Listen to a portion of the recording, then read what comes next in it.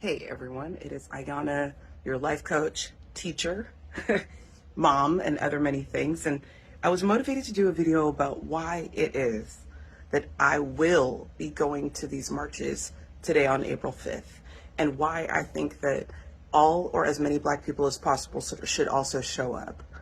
Now, I have not done a video in a while, and I was motivated to do a video today because I've been seeing things on social media, on YouTube, talking about why it is that Black people should sit out this big, giant march that's happening across the country to protest Donald Trump and Elon Musk and the fascism and the fascist dictatorship that we've suddenly found ourselves in. Forgive me, it's like 6 a.m.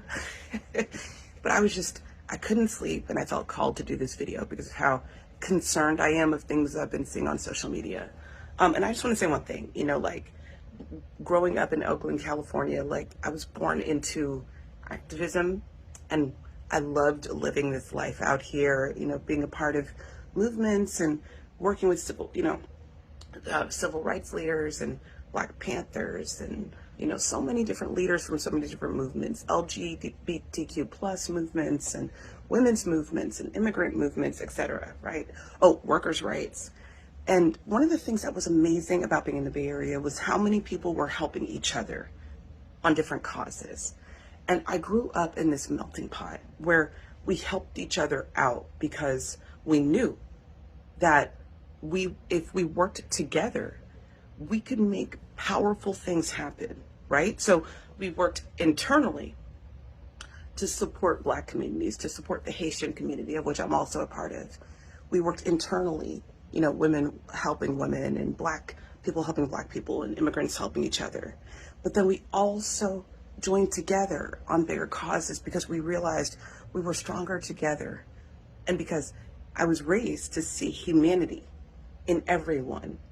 And right now what's happening is, even back in the day, they used to have these divide and conquer tactics to try to divide people, right? So they'd send in some kind of message to say, to make it say like, oh, okay, well, they might show a video of somebody who was a man saying something horrible about a woman. And then next thing you know, it might make women feel eerie or leery of men. And I see something similar that's happening today, right? And it would divide all of us. So what's happening today is this. Right now, I've been seeing some Black people saying a couple of different things online that has me concerned. Number one, people have been saying, well, you know what? We showed up for the election, and we did. Like a lot of Black people showed up to vote for Kamala Harris, and we should be incredibly proud of that. But I'm seeing a lot of people saying, well, we already showed up, so our work is done. And what I would say to that is, no.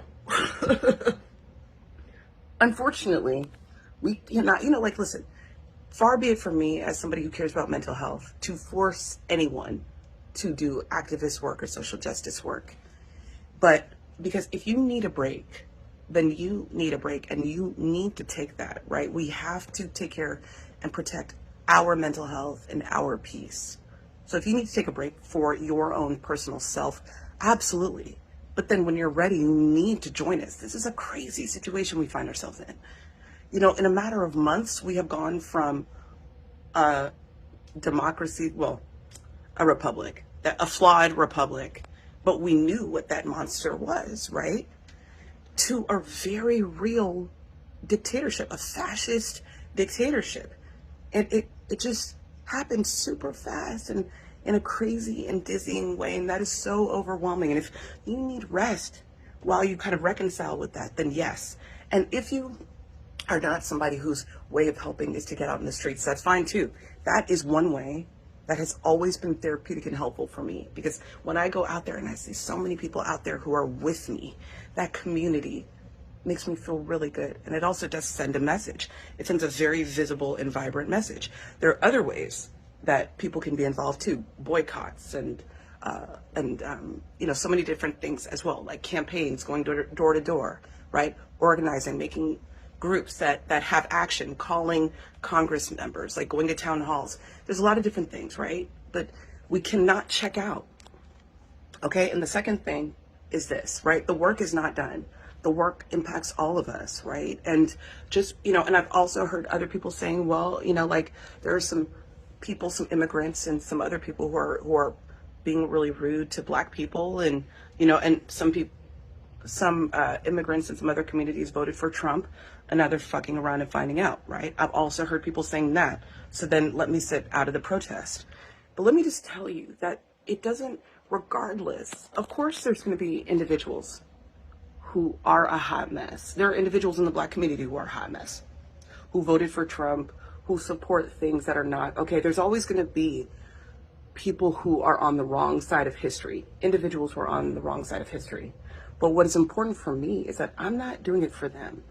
I'm doing it for me and the values that I grew up with, right? I fight for people, even if they don't individually fight for me. This is part of my character. It's part of who I am. It's part of what I was raised to know is right.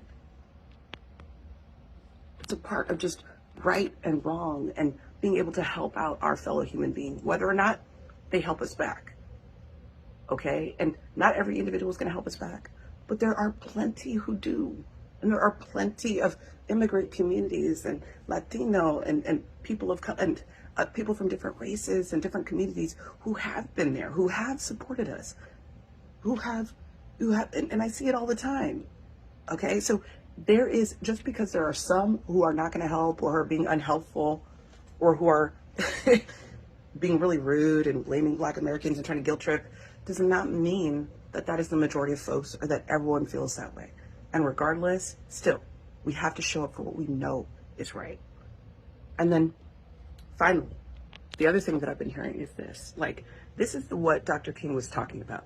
Dr. King said that we either work together or live together as brothers, or we perish together as fools.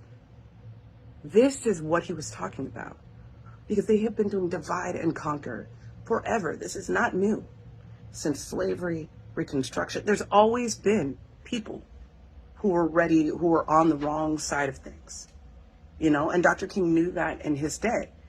And especially in this country, we're in a unique situation. We are a minority in this country. Just from a logical perspective, it doesn't make sense to sit out, because these will, I heard somebody on social media say that whatever affects this country will affect Black people tenfold, because we know that our position in this country, that we are at a lower rank in this place. We have to fight, even if it's just for a selfish reason. We have to show up to fight for our rights, because it's about our survival. And Dr. King said it. They have been trying to divide and conquer us because they know that together, that is the power that we have, right? When the fist only functions if all fingers are working in unison together. But they've done a lot of divide and conquer, right? Making Black people feel like LGBTQ plus, some people feeling like LGBTQ plus people are the enemy, or there's something wrong with them, or turning some Black people against immigrants and making them feel like they're the problem. But together, we are a fist. We have one common enemy. Our life is not worse off because of the immigrant community. Our life is not worse off because of some people who voted for Donald Trump. I mean, sure, like, do those people have things to answer for? Absolutely. But the only way that this is going to work is if we come together as a fist. Now, am I saying that you need to be friends with, or like, no, that's not what I'm saying. You don't have to like everybody individually, but we have to come together collectively for our survival and for the world's survival. Okay? And let's try to see each other's humanity. There's going to be all these messages trying to divide us. Please, let's come together. We either live together as brothers or we perish together as fools. Please. I hope that we come together. Okay? Please join me out there. I'm going to be out there April 5th. I hope to see you out there. Well, sorry. Today. Today is April 5th. I hope to see you out there.